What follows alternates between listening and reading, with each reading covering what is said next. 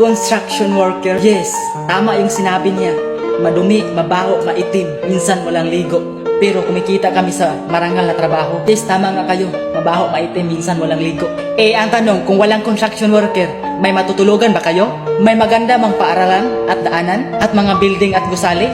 Alam nyo, sa sobrang swerte nyo, mga construction worker na nagsakripisyo, huwag mapanghusga ng tao kung ano ang kanyang trabaho.